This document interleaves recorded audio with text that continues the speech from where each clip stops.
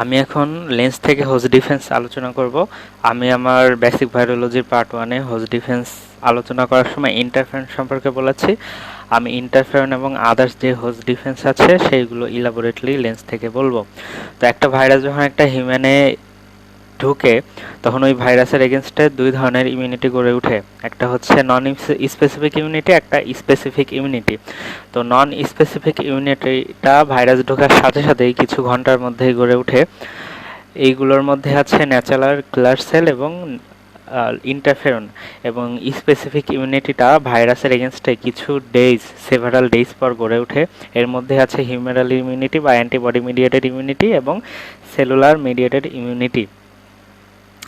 তো নেক্সট আসি interferon. Interferon কি কি আছে যদি আমরা বলি নামে কি কি আছে ইন্টারফেরন, তাহলে alpha interferon, beta interferon, gamma interferon, lambda interferon, এইগুলা। যদি আমরা ক্লাসে ভাগ করি তাহলে usually interferon 3 types: type 1 interferon, type 2 interferon, type 3 interferon. Type 1 ইন্টারফেরনের মধ্যে হচ্ছে আলফা এবং বিটা ইন্টারফেরন দুইটা পড়ে। কেন এদেরকে টাইপ 1-এ রাখা হয়েছে? কারণ এই দুইটা ইন্টারফেরনই ভাইরাস দিয়ে ইনডিউস হয়ে থাকে। এবার আসি টাইপ 2 ইন্টারফেরন। টাইপ 2 ইন্টারফেরনের মধ্যে গামা ইন্টারফেরনটা পড়ে। কেন গামা ইন্টারফেরন টাইপ 2 এর মধ্যে? কারণ এটা হচ্ছে অ্যান্টিজেন দ্বারা ইনডিউস হয়ে থাকে এবং এই গামা ইন্টারফেরনই সেল মিডিয়েটেড ইমিউনিটিতে হেল্প করে থাকে সব থেকে বেশি। এবার আসি টাইপ 3 ইন্টারফেরন। টাইপ 3 ইন্টারফেরনে ল্যামডা ইন্টারফেরনটা পরে। এই ল্যামডা ইন্টারফেরনটা আসলে ইনটেস্টাইনাল ভাইরাসের এগেনস্টে কাজ করে, যেমন রোটা ভাইরাস এবং নরোভাইরাস। এবার আসি ইন্টারফেরন কি। Interferon are group of glycoproteins which are secreted by virus infected cell. তো ইন্টারফেরন হচ্ছে একটা ভাইরাসের প্রোটিন সিনথেসিস ইনহিবিশন করে দেয়। তো এই প্রোটিন সিনথেসিস আসলে দুইভাবে ইনহিবিশন করে। এটা দুইটা এনজাইম সিনথেসিস করে। একটা হচ্ছে রাইবোনিউক্লিয়েজেস। এই রাইবোনিউক্লিয়েসটা ভাইরাসের এমআরএনএকে ডিগ্রেডেট করে দেয়। পরবর্তীতে সিনথেসিস করে একটি প্রোটিন কাইনেজ। এই প্রোটিন কাইনেজটা ভাইরাসের যে প্রোটিন থাকে ওই প্রোটিন সিনথেসিসকে ইনহিবিশন করে দেয়। তো আলফা ইন্টারফেরনটা হচ্ছে লিউকোসাইট থেকে সিনথেসিস হয়, বিটা ইন্টারফেরন ফাইব্রোব্লাস্ট এবং গামা ইন্টারফেরনটা লিম্ফোসাইট, মেনলি টি লিম্ফোসাইট থেকে সিনথেসিস হয়। একে ইমিউন ইন্টারফেরনও বলা হয়। এগুলো আমি আমার পার্ট 1 ভিডিওতে ট্রিক্স বলেছিলাম কীভাবে মনে রাখবো। তো ইন্টারফেরনের ইনডিউসার আসলে কি, একটা ইন্টারফেরন কিভাবে ইনডিউসড হয়? তো এই ইন্টারফেরনকে ইনডিউস করে থাকে মেনলি সব ভাইরাসই নন স্পেসিফিক। ইন্টারফেরনের ইনডিউসার হচ্ছে নন স্পেসিফিক। তবে এই ইনডিউসারকে দুইটা গ্রুপে ভাগ করা হয়। একটা হচ্ছে স্ট্রং ইনডিউসার, একটা উইক ইনডিউসার। স্ট্রং ইনডিউসারের মধ্যে পড়ে হচ্ছে ভাইরাস এবং ডাবল স্ট্যান্ড আরএনএ। তো যেই সব ভাইরাস আসলে স্ট্রং ইনডিউসার হিসেবে কাজ করে, সব ভাইরাসেরই রেপ্লিকেশন সাইকেলের একটা স্টেজে ডাবল স্ট্যান্ড আরএনএ প্রডিউস হয়। এই ডাবল স্ট্যান্ড আরএনএটাই আসলে এই ইন্টারফেরনকে ইনডিউস করে থাকে। তো যেই ডাবল স্ট্যান্ড আরএনএটা ইন্টারফেরনকে ইনডিউস করে থাকে ওটাকে বলা হয় ডাবল স্ট্যান্ড আরএনএ পলি, ব্র্যাকেটে আরএল আর সি। তো এই আরএল আর সি যেই ডাবল স্ট্যান্ড আরএনএ, এটা আগে অ্যান্টিভাইরাল থেরাপিতে ব্যবহার করা হতো, কিন্তু এর অনেক বেশি টক্সিক ইফেক্ট ছিল, এই জন্য বর্তমানে এটার ইউজ করা হয়ে থাকে না। তাছাড়া কিছু উইক ইনডিউসারও আছে। উইক ইনডিউসারের মধ্যে আছে ইন্টারসেলুলার ব্যাকটেরিয়া, প্রোটোজোয়া বা কিছু ব্যাকটেরিয়াল এন্ডোটক্সিনও এই ইন্টারফেরনের উইক ইনডিউসার হিসেবে কাজ করে।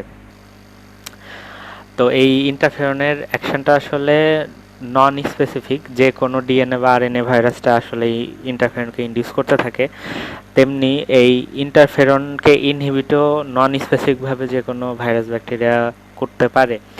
তো ইন্টারফেরনটা আসলে স্পেসিফিক মানে হিউম্যান বডিতে যে ইন্টারফেরন সিনথেসিস হবে সেটা কিন্তু কোনো অ্যানিমেলে কাজ করবে না। ইভেন অ্যানিমেলে যদি আমরা কোনো ইন্টারফেরন সিনথেসিস করে হিউম্যান বডিতে ইনজেক্ট করি তাহলে হিউম্যান বডিতে ওটা কাজ করবে না। ইন্টারফেরন শুধুমাত্র যেই হিউম্যানে প্রডিউস হবে ওই হিউম্যানেই ইউজুয়ালি কাজ করবে। তো ইন্টারফেরনের কিন্তু একটা স্পেসিফিসিটি আছে, আলফা এবং বিটা ইন্টারফেরনের স্পেসিফিসিটি আছে। এগুলো হচ্ছে শুধুমাত্র ইনফেক্টেড সেলের উপরে কাজ করবে, কখনো নন ইনফেক্টেড সেলের উপরে কাজ করবে না। কিভাবে?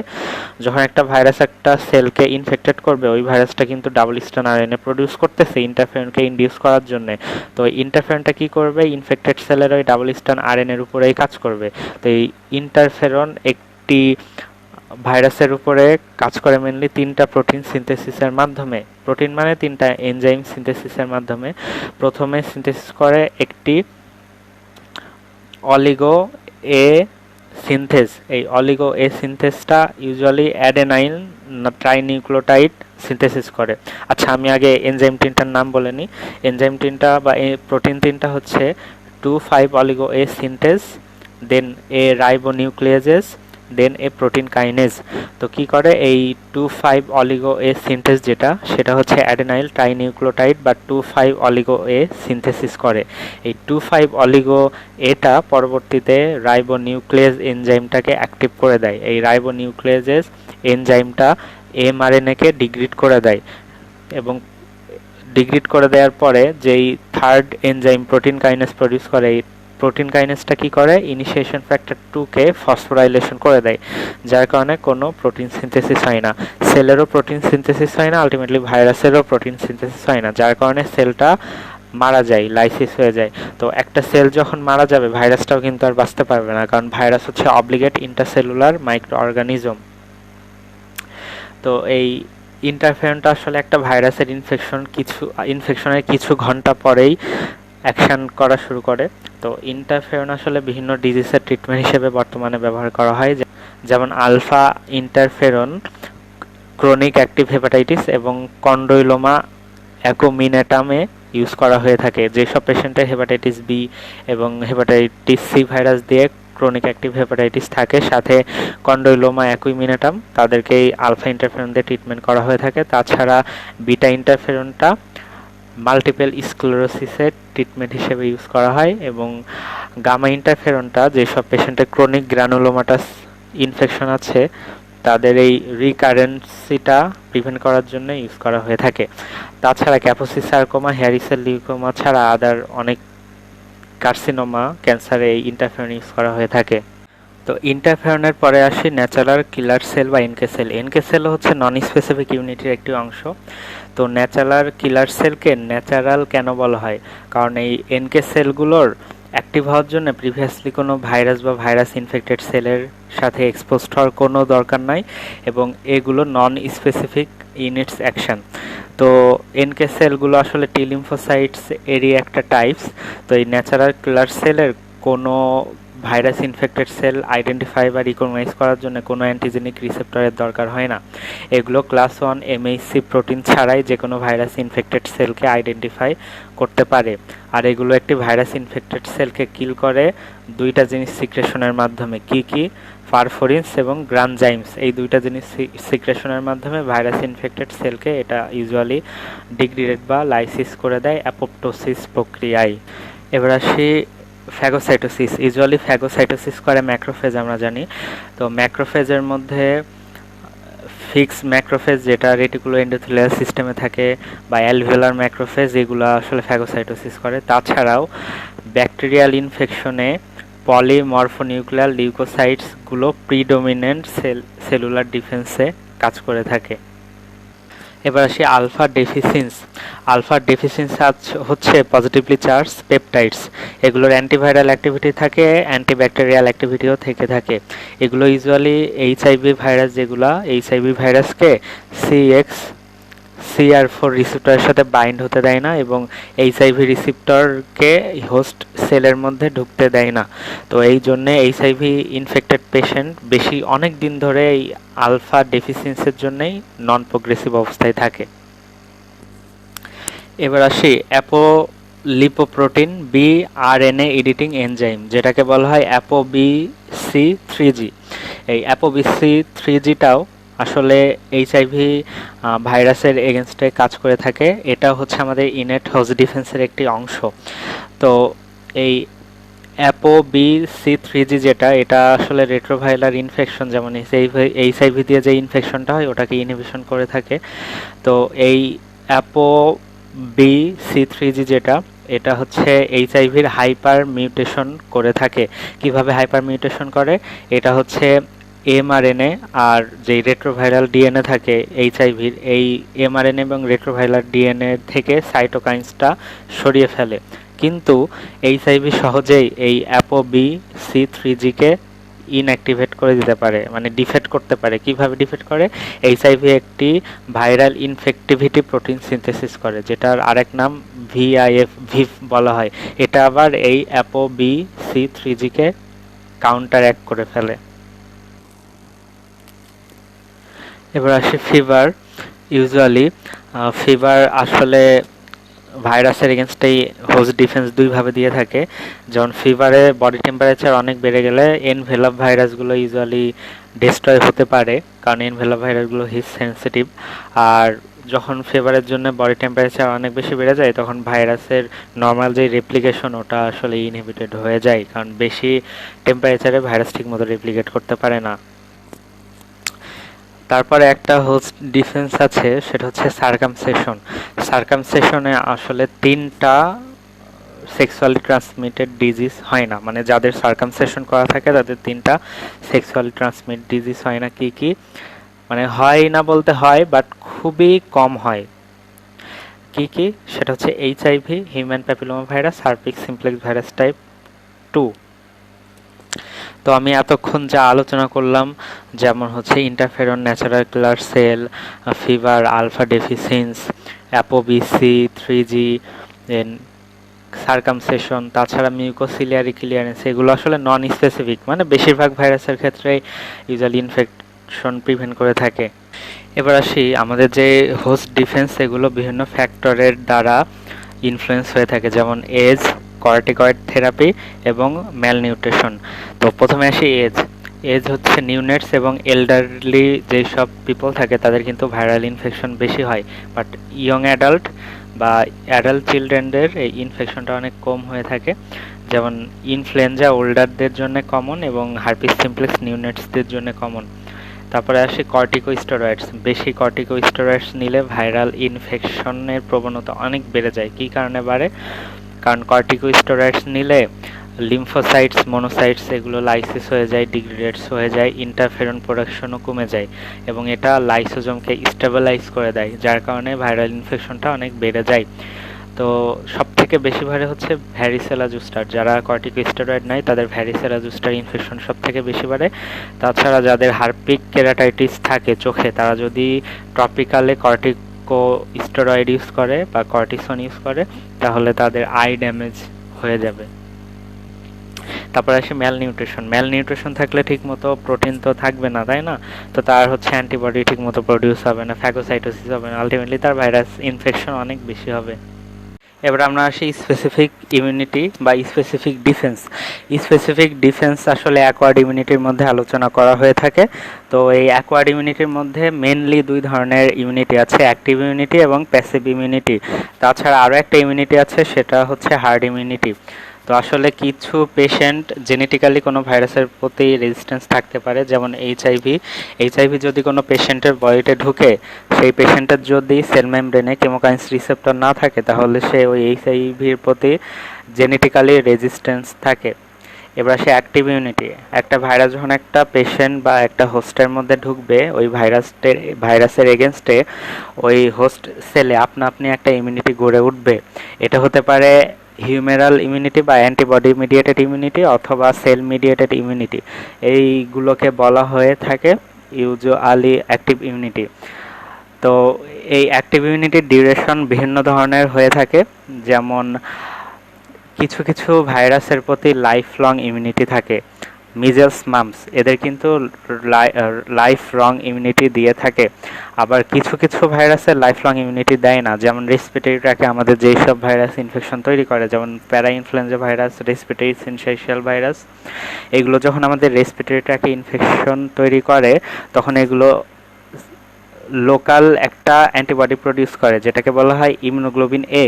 এই ইমিউনোগ্লোবিন এ হচ্ছে লোকাল ইমিউনিটি দিয়ে থাকে। তো এটা লেস দ্যান 5 ইয়ার্স ইমিউনিটি দেয়, মানে 5 বছরের বেশি কখনো ইমিউনিটি দেয় না।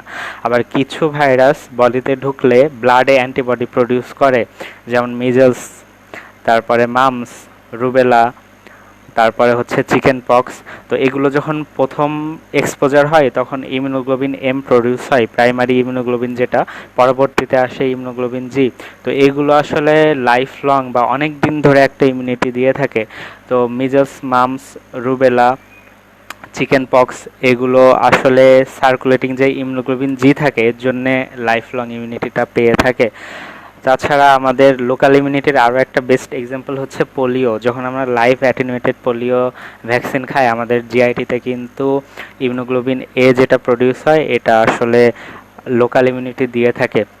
তো লোকাল ইমিউনিটি যেটা দিয়ে থাকে ইমিউনোগ্লোবিন এ, এই ইমিউনোগ্লোবিন এর টাইটারটা ইউজুয়ালি প্রোটেকশনের সাথে কোরিলেট করে, বাট আমাদের ব্লাডে যে প্রোটেকশনটা দেয় ইমিউনোগ্লোবিন জি ওটা আসলে প্রোটেকশনের সাথে কোরিলেট করে না। তো অ্যান্টিবডি মিডিয়েটেড ইমিউনিটি ছাড়াও সেল মিডিয়েটেড ইমিউনিটি অনেক ইম্পর্টেন্ট রোল প্লে করে। একটা এক্সাম্পল দেওয়া যেতে পারে, যেমন এ গামা গ্লোবিন এমিয়া যেসব চিলড্রেনে আছে তাদের যদি মিজেলস ইনফেকশন হয় তাদেরও কিন্তু প্রোটেকশনটা তৈরি হয়ে যায়। কীভাবে তৈরি হয়? সেল মিডিয়েটেড ইমিউনিটি দ্বারা। সাইটোটক্সিক টি সেল এই ইমিউনিটিটা করে থাকে। বাট যেই সব চিলড্রেন বা পেশেন্টের টি লিম্ফোসাইট বা টি সেল ডিফিসিয়েন্সি থাকে তাদের মিজেলস, হারপিস ভাইরাস কিন্তু অনেক সিভিয়ার ইনফেকশন তৈরি করে থাকে। তো আমরা দেখতে পাচ্ছি টি সেলটা ইমিউনিটির জন্য সব থেকে ইম্পর্টেন্স। তো আমাদের এই অ্যাক্টিভ ইমিউনিটি যেই প্রোটেকশনটা দিয়ে থাকে এই প্রোটেকশনটা আসলে একটা ফেনোমেনন দ্বারা অ্যাফেক্টেড হয়। এই ফেনোমেননকে বলা হয় অরিজিনাল অ্যান্টিজেনিক সিন। এটা আসলে একটা এক্সাম্পল দিলে ইজি হবে, সেটা হচ্ছে আসলে এর আন্ডারে অ্যানামনেস্টিক বা ক্রস রিয়াক্ট অ্যান্টিবডি আলোচনা করা হয়ে থাকে। তো এক্সাম্পলটা হচ্ছে একটা পেশেন্টের যদি ইনফ্লুয়েঞ্জা A1 দিয়ে ইনফেকশন তৈরি হয় তো ইনফ্লুয়েঞ্জা A1 ভাইরাসের এগেনস্টে কিন্তু তার অ্যান্টিবডি প্রডিউস হবে। তো ইনফ্লুয়েঞ্জা A1 ভাইরাসের কিছু বছর পরে যদি ওই পেশেন্টে ইনফ্লুয়েঞ্জা A2 ভাইরাস ইনফেকশন তৈরি করে তাও কিন্তু ইনফ্লুয়েঞ্জা A2 এগেনস্টেও অ্যান্টিবডি প্রডিউস হবে। কিন্তু কথাটা হচ্ছে যখন ইনফ্লুয়েঞ্জা A1 ভাইরাসটা ওই পেশেন্টকে ইনফেকশন তৈরি করে তখন ইনফ্লুয়েঞ্জা A1 এর প্রতি কিন্তু একটা মেমোরি সেল তৈরি হয়ে যায়। তো পরবর্তীতে যখন ইনফ্লুয়েঞ্জা A2 আক্রমণ করবে তখন ইনফ্লুয়েঞ্জা A2-র এগেনস্টে অ্যান্টিবডি প্রডিউস করার সাথে সাথে ওই মেমোরির জন্যে ইনফ্লুয়েঞ্জা A1 এর এগেনস্টেও অ্যান্টিবডি প্রডিউস করে থাকে। কিন্তু ইনফ্লুয়েঞ্জা A1 এর এগেনস্টে যে অ্যান্টিবডি প্রডিউস করবে এই অ্যান্টিবডির পরিমাণ অনেক বেশি হবে, ঠিক আছে? এটাকেই বলা হয় ক্রস রিয়াক্ট অ্যান্টিবডি। মানে আমাদের প্রথমে ইনফেকশন করবে ইনফ্লুয়েঞ্জা A1, তার এগেনস্টে অ্যান্টিবডি প্রডিউস হয়েছে, পরবর্তীতে আবার ইনফেকশন করবে ইনফ্লুয়েঞ্জা A2, তার এগেনস্টে অ্যান্টিবডি প্রডিউস হবে, কিন্তু A2-র সময় A1 এর এগেনস্টেও আবার আরও বেশি পরিমাণ অ্যান্টিবডি প্রডিউস হবে। এটাই আসলে বলা হয় অরিজিনাল অ্যান্টিজেনিক সিন বা ক্রস রিয়াক্ট অ্যান্টিবডি আলোচনা করা হয় এর আন্ডারে। নেক্সট আসি হচ্ছে ডেঙ্গু হেমোরেজিক ফিভার কিন্তু এই অরিজিনাল অ্যান্টিজেনিক সিন বা ক্রস রিয়াক্ট অ্যান্টিবডির জন্যেই ডেঙ্গু হেমোরেজিক ফিভার হয়ে থাকে। তো এর একটা ডিসঅ্যাডভান্টেজ আছে। ডিসঅ্যাডভান্টেজ হচ্ছে আমরা যদি একটা পেশেন্টকে ইনফ্লুয়েঞ্জার প্রতি ইমিউন করতে চাই, তাকে যদি ইনফ্লুয়েঞ্জা ভ্যাকসিন দিই, আমরা চাচ্ছি ইনফ্লুয়েঞ্জা টাইপ বি এর প্রতি তাকে ইমিউন করতে, তো দিলাম বি এর ভ্যাকসিন কিন্তু ওই ডিজায়ার অ্যান্টিবডি প্রডিউস না হয়ে এর এগেনস্টে হতে পারে। তো এই জন্য আসলে ইনফ্লুয়েঞ্জার প্রতি কোনো ভ্যাকসিনেট করা যায় না। তো অ্যান্টিবডি মিডিয়েটেড ইমিউনিটিতে আসি। এবার আসি একটা অ্যান্টিবডি কীভাবে একটা ইনফেক্টিভ সেলকে ডিস্ট্রয় করে।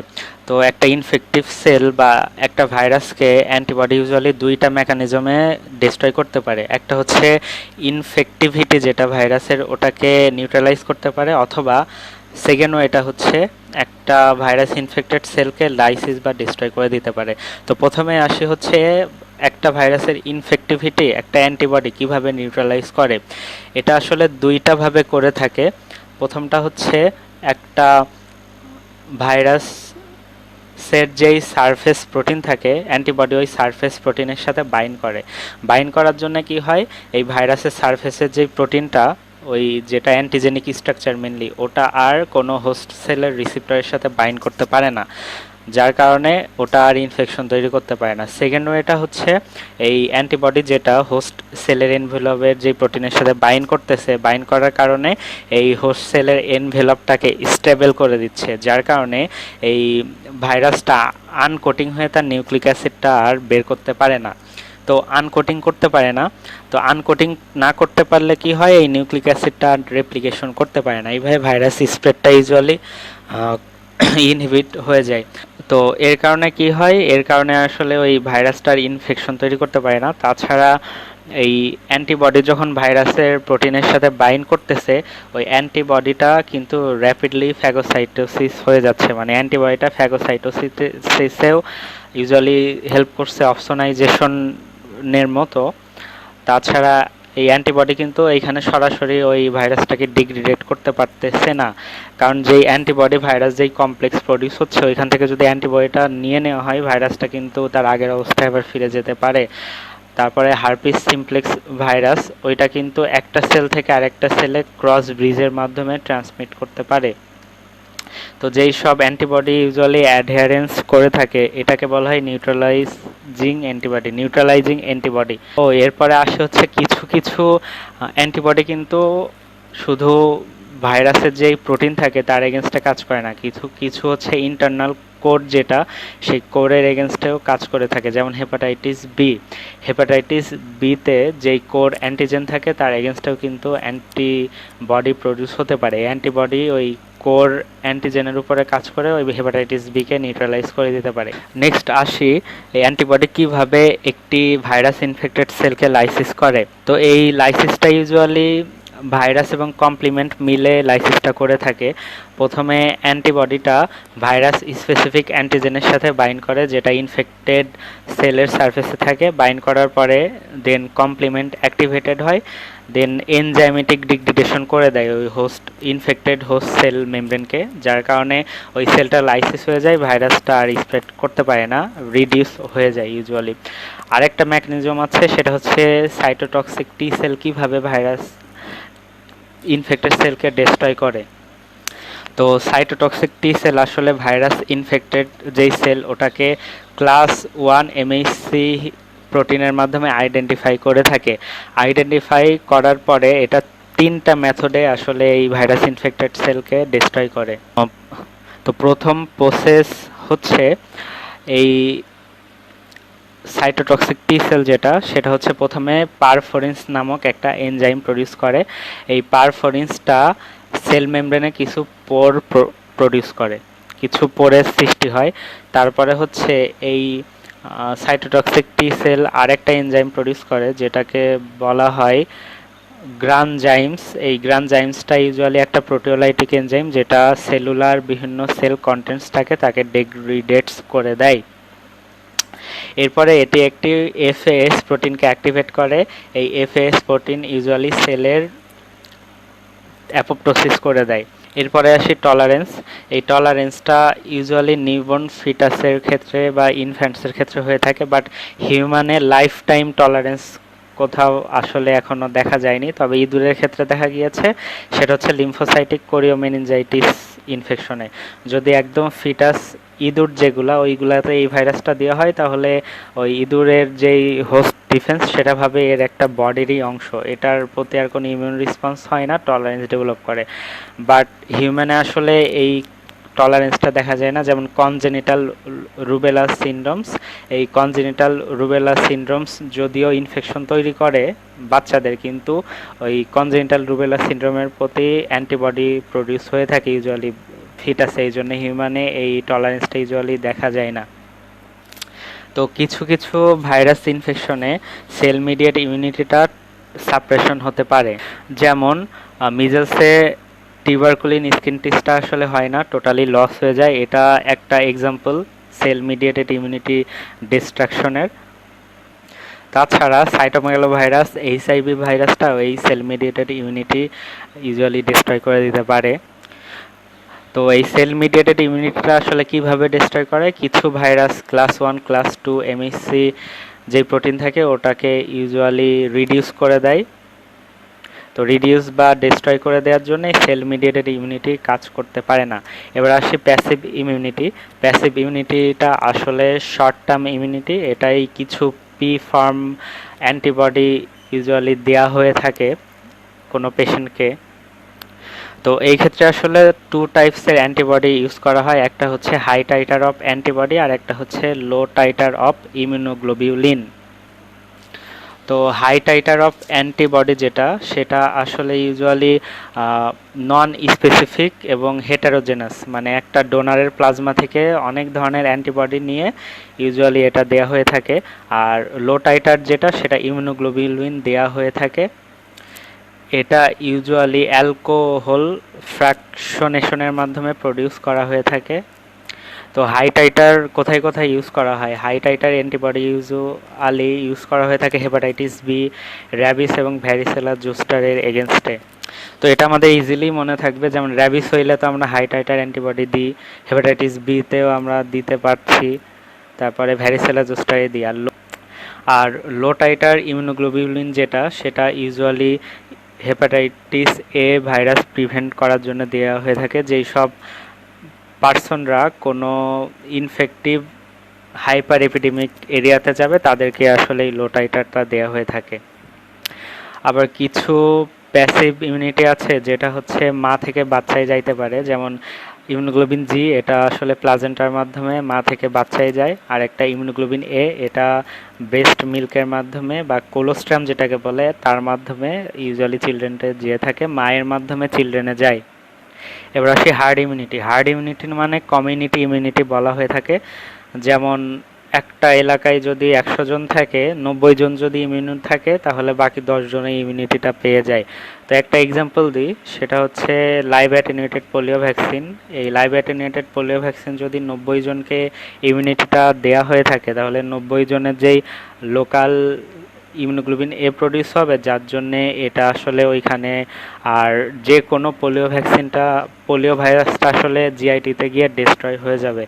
তাছাড়া যে পার্সনটা ভ্যাকসিন ইউজুয়ালি নেয়, এই ভ্যাকসিনটা বা এই পোলিও ভাইরাসটা একজন থেকে আরেকজনের মাধ্যমে ট্রান্সমিটেড হয়ে এই ইমিউনিটিটা গড়ে উঠতে পারে। বাট এই কিল পোলিও ভ্যাকসিনটা ইউজুয়ালি এই ইমিউনিটিটা দিয়ে থাকে না। তো এই হার্ড ইমিউনিটিটা ভ্যাকসিনেশনের মাধ্যমে অ্যাকোয়ার্ড হতে পারে, অথবা অ্যাকচুয়াল ভাইরাস ইনফেকশনের মাধ্যমে হার্ড ইমিউনিটিটা হতে পারে। তো এরপরে আসে হচ্ছে ইন্টারফেরনের নিয়ে কিছু কথা আছে, সেটা হচ্ছে আলফা এবং বিটা ইন্টারফেরেন্সগুলো অনেক বেশি স্ট্রং গামা ইন্টারফেরনের থেকে। এরপর একটা কথা আছে, সেটা হচ্ছে ডিউরেশন নিয়ে। স্পেসিফিক ডিফেন্সে প্যাসিভ ইমিউনিটি যেটা, এই প্যাসিভ ইমিউনিটিটা কিন্তু ইমিডিয়েটলি ইফেক্টিভ হয়, বাট যেটা active immunity, active immunity primary ইনফেকশনের ক্ষেত্রে 7 থেকে 10 দিন পর্যন্ত সময় নেয়, আর সেকেন্ডারি ইনফেকশনের ক্ষেত্রে 3 থেকে 5 দিন পর্যন্ত সময় নেয়। ধন্যবাদ।